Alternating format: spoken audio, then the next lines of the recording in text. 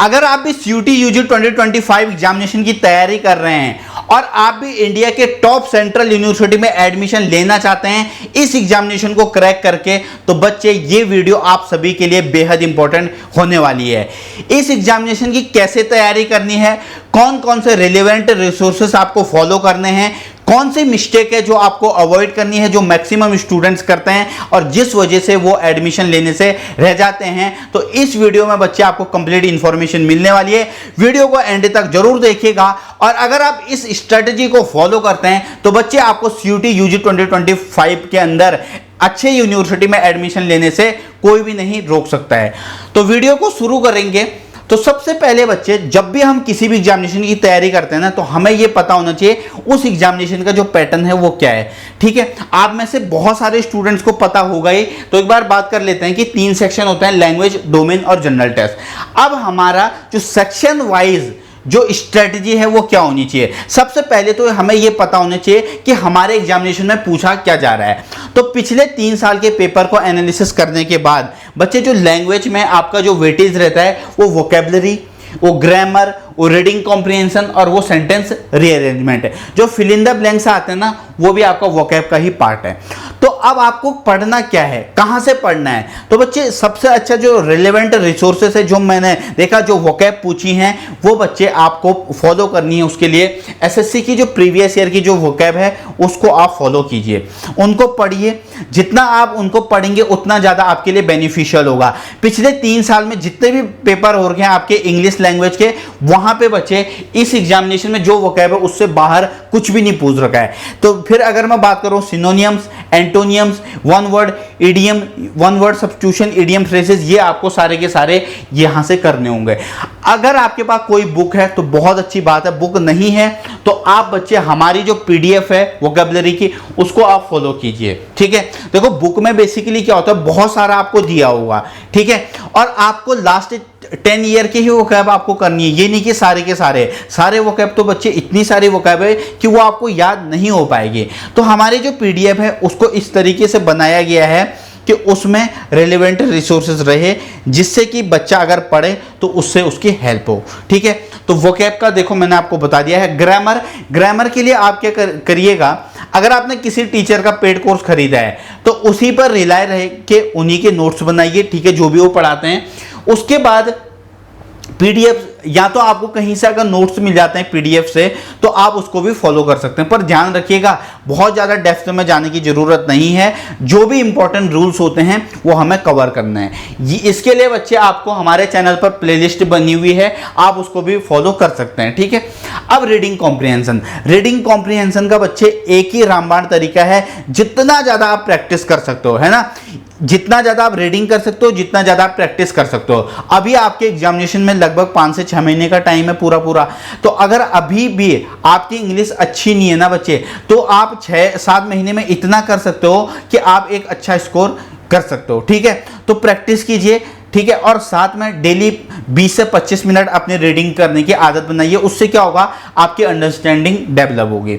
उसके बाद बच्चे सेंटेंस रीअरेंजमेंट। अब देखिएगा, इसके कुछ बेसिक टर्म्स होते हैं, पहले वो सीखिए आप, है ना, कि सेंटेंस किससे स्टार्ट होता है, किससे सेंटेंस स्टार्ट नहीं होता है। ठीक है, तो अगर आप एक बार ये बेसिक कुछ रूल्स हैं उनको सीख जाते हैं, उसके बाद आप प्रैक्टिस कीजिए। ठीक है, ये जो 2 मैं आपको बता रहा हूं ना, आरसी और सेंटेंस रीअरेंजमेंट, जितनी प्रैक्टिस करोगे उतना आपका फायदा होगा। वोकैब के लिए मैं आपको एक रामबाण तरीका बता रहा हूं, वो है क्विज़ करना। जैसे आपने वोकैब पढ़ी, आपने 10 वोकैब पढ़ी, अब आप कहीं से उसकी क्विज लगा लीजिए। उससे क्या होगा, क्विज लगाने से बच्चे आपने वोकैब को भूलोगे नहीं, क्योंकि वोकैब ऐसी चीज है, सुबह पढ़ोगे शाम को दिमाग से गायब हो जाएगा। ठीक है, इसीलिए बच्चे इसको रिटर्न रखने के लिए आप क्या कीजिए, ज्यादा से ज्यादा क्विजेस प्रैक्टिस कीजिए। अब हम आएंगे डोमेन पे। ठीक है, डोमेन के लिए आपको बहुत ज्यादा इधर उधर भटकने की जरूरत नहीं है। पहला है कि आप एनसीईआरटी को ब्लाइंडली फॉलो कीजिए। एनसीईआरटी को बच्चे आप अच्छे से फॉलो कीजिए। अगर आप एनसीईआरटी करते हो तो आपको फुल स्कोर करने से कोई भी नहीं रोक सकता है। बहुत सारे स्टूडेंट्स हैं जिनको मैं जानता हूं, उनसे मेरी पर्सनली बात हुई तो उन्होंने यही बोला कि सर हमने सिर्फ एनसीईआरटी को फॉलो किया, एनसीईआरटी को के अलावा कुछ भी नहीं पढ़ा, हमारे 200 में से 200 हैं डोमेन में। तो यही सजेशन मैं आपको दूंगा। या फिर बहुत सारे बच्चे क्या करते हैं, रेफरेंस बुक फॉलो करते हैं, है ना। तो रेफरेंस बुक अगर आप फॉलो कर रहे हैं तो फिर यही कीजिए, ये नहीं कि आप दोनों कर रहे हैं। दो के चक्कर में क्या होगा, सिलेबस इतना है कि आप एक को भी अच्छे से कंप्लीट नहीं कर पाओगे। उसके बाद डिलीटेड चैप्टर कवरेज। बच्चे जो नई एनसीईआरटी आ रखी है ना, उसमें कुछ चैप्टर्स हैं जो डिलीटेड हैं, वो नहीं हैं। तो इसके लिए जो आपको जो डिलीटेड चैप्टर हैं, यानी कि जो ओल्ड एनसीईआरटी में थे, वो आपको यहाँ इसके लिए कवर करने होंगे, क्योंकि हमारे पिछले 3 सालों में यहाँ से क्वेश्चन आए हैं, भले ही वो बोर्ड की एग्जामिनेशन में नहीं पूछे गए हो। ठीक है, अब यहाँ पे लास्ट 3 साल के आपको प्रीवियस ईयर के क्वेश्चन लगाने ही पड़ेंगे। देखो बच्चे, प्रीवियस ईयर जो है ना, वो 90% आपका काम आसान कर देता है समझने के लिए कि क्या क्वेश्चन आ रहे हैं, किस चैप्टर के कितने रिलेवेंट है, लेवल ऑफ क्वेश्चंस कैसा कैसा है। तो ये अगर आप करते हैं, ये क्या लेने हैं आपको, सॉल्व्ड प्रीवियस ईयर पेपर लेने हैं। और ये अगर आपको जो भी डोमेन का पेपर आप दोगे, उसके लिए अगर आपको सॉल्व्ड पेपर मिल जाते हैं, फिर तो बहुत अच्छी बात है। ठीक है, अब लास्ट है बच्चे, वही है कि आपको पता है कि भाई हमारा जो सीयूटी का एग्जामिनेशन है ना, वो उसमें कैसे क्वेश्चन आते हैं, ऑब्जेक्टिव टाइप क्वेश्चन आते हैं। ठीक है, यानी कि एक क्वेश्चन होगा, उसके 4 ऑप्शन गिवन होंगे, तो क्यों ना हम उस टाइप के क्वेश्चंस की ज्यादा प्रैक्टिस करें। ठीक है, तो इस तरीके से हमें चलना है। Next, general test, section 3 general test. General test basically बच्चे अपने आप में सब सेक्शन में डिवाइड है, जिसके अंदर quantitative aptitude, logical reasoning, GK और करंट अफेयर्स हमारे एग्जामिनेशन में हमें पूछता है। ठीक है, तो इसके लिए आप क्या करेंगे, या तो आप YouTube से अपना कोर्स कंप्लीट कर सकते हैं, कोर्स कंप्लीट करना बेहद जरूरी है, या फिर अगर आपने किसी भी टीचर का पेड बैच खरीदा है, उससे आप कर सकते हैं। ठीक है, दोनों के पीछे मत भागना, दोनों में से एक ही काम करना है। ठीक है, उसके बाद रीजनिंग में भी सेम चीज करना है। ठीक है, क्योंकि बच्चे ये जो 2 सेक्शन है ना स्टार्टिंग के, इसमें तुम्हें बेसिकली ना किसी की हेल्प की जरूरत होती है, क्योंकि तुमने रीजनिंग ना पहले नहीं पढ़ी होती है। ठीक है, क्वांट में भी ऐसा नहीं है कि जो साइंस का बच्चा है 11th-12th का वो कर लेगा, ऐसा नहीं है। ये वो चैप्टर हैं जो हर एक बच्चे का, चाहे आप ह्यूमैनिटीज से हैं, चाहे आप साइंस से हैं, या फिर आप कॉमर्स से हैं, जनरल टेस्ट के अंदर ये सबको सेम पढ़ना होता है। ठीक है, अब जनरल नॉलेज, इसके लिए आप क्या कर सकते हैं बच्चे, देखो मार्केट में ना बेसिकली क्या है, बहुत सारे बुक्स हैं, लेकिन हमें महारत हासिल थोड़ी ना करनी है, हमें तो वो पढ़ना है ना जो हमारे एग्जामिनेशन में आता है। तो बच्चे मनोहर पांडे की एक बुक आती है, आप मनोहर पांडे की बुक खरीद सकते हैं, पतली सी बुक है, उसमें सारे चैप्टर का कवरेज है। ठीक है, अगर आप ये नहीं खरीद रहे हैं तो आप हमारे जो PDF है उसको आप फॉलो कर सकते हैं, बहुत जल्दी ये PDF अवेलेबल होगा।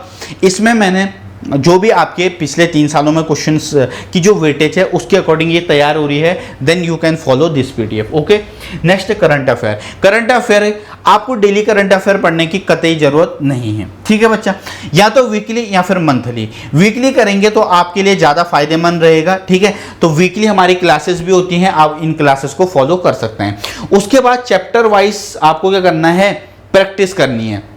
ठीक है, जैसा आपने फॉर एग्जांपल क्वांटिटेटिव एप्टीट्यूड में आपने परसेंटेज पढ़ा, आपने देखा कि भाई क्लास के अंदर टीचर ने 40 से 50 क्वेश्चन करा दिए हैं, तो ये तो मेरे नोट्स हो गए। उसके बाद आपको वो खुद से प्रैक्टिस भी करनी है। प्रैक्टिस के लिए आप क्या कर सकते हैं, आप प्रीवियस ईयर के कोई बुक आएगी उसको आप फॉलो कर सकते हैं, या फिर जो हम आपको DPP देते हैं ना टेलीग्राम चैनल पर, वो बच्चे वन ऑफ द बेस्ट हैं, उनको आप फॉलो कीजिए। ठीक है, चलिए सेम रीजनिंग के लिए भी मैं आपको यही बोलूंगा। अब नेक्स्ट हम बात करेंगे कंक्लूजन कि इस सब से क्या कंक्लूजन निकला। तो सबसे पहले तो यही है बच्चा कि आप ना कंसेप्ट के नोट्स बनाइए। किसके सर, जो क्वांटा और रीजनिंग है उसमें जो कंसेप्ट है उनके नोट्स बनाइए। आ रही है बात समझ में, हर एक क्वेश्चन का नोट्स हमें नहीं बनाना है। ठीक है, कंसेप्ट के बनाने हैं। वोकैब जो आपको याद नहीं होती है उसको नोट डाउन कीजिए, या फिर जो आपको लग रहा है कि भाई ये डिफिकल्ट है, ये मेरे को याद नहीं हो रहा, उस पर सेंटेंस बना के उसी समय वहां पर लिख दीजिए, आपको याद हो जाएगा। लिमिटेड रिसोर्सेस, बहुत सारे बच्चे क्या करते हैं, एक सब्जेक्ट के 10-10, 12-12 PDF इकट्ठा करके रखते हैं, कोई फायदा नहीं है। तुम्हें एग्जाम निकालना है तो तुम्हें एग्जाम में जो आ रहा है वही पढ़ना होगा। तो लिमिटेड रिसोर्सेज रखिए। अगर आप एक बुक फॉलो कर रहे हैं तो उसी को फॉलो करिए, ये नहीं कि 10-10, 12-12 किताबें रखिए, हो एक भी अच्छे से नहीं रही है। उसके बाद जब आपका सिलेबस एटलीस्ट 80 से 90% हो जाएगा ना बच्चे, फिर आप मॉक टेस्ट पे आना। ठीक है, क्योंकि अभी आपका बोर्ड का एग्जामिनेशन चल रहे हैं। ठीक है, बोर्ड के एग्जामिनेशन आएंगे, मतलब अभी हाफ ईयरली चल रहे हैं। इसके बाद प्री बोर्ड आएंगे, ठीक है। तो आपके पास बेसिकली ना अभी इतना टाइम नहीं है कि तुम अभी से तुम मॉक टेस्ट में स्विच हो जाओ, बल्कि मैं तो यही एडवाइस दूंगा कि आप मॉक टेस्ट लास्ट के 40 से 45 दिन के लिए भी छोड़ सकते हैं। अभी फोकस कीजिए अपने सिलेबस पर, जितना जल्दी सिलेबस कंप्लीट करेंगे आप उतना आपके लिए बेनिफिट रहेगा, ठीक है। उसके बाद बच्चे फॉलो एनसीईआरटी फॉर डोमेन्स, ये मैं ऑलरेडी आपको बता चुका हूं, और प्रीवियस ईयर क्वेश्चन बच्चे 2 से 3 बार आप सॉल्व जरूर कीजिएगा, बहुत आपको फायदा होगा इससे, ठीक है। चलिए, अब आप चाहते हैं कि भाई जनरल टेस्ट में अगर हमें रिलेवेंट रिसोर्सेस मिले तो यू कैन फॉलो और टेलीग्राम चैनल। यहां पर आपको करंट अफेयर के, क्वांट के, रीजनिंग के हर एक के नोट्स यहां पर प्रोवाइड किए जाते हैं, ठीक है। यह हमारा व्हाट्सएप चैनल है, इससे भी आप जुड़ सकते हैं, ठीक है। तो स्टूडेंट्स, उम्मीद करता हूं जो भी इंफॉर्मेशन मैंने आपको इस वीडियो के अंदर प्रोवाइड करी वो आप सभी के लिए हेल्पफुल रही होगी। किसी भी बच्चे का अगर कोई भी डाउट रहता है या कोई क्वेरी रहती है तो आप कमेंट बॉक्स के अंदर पिन कर दीजिएगा। And bye bye, take care, God bless you all.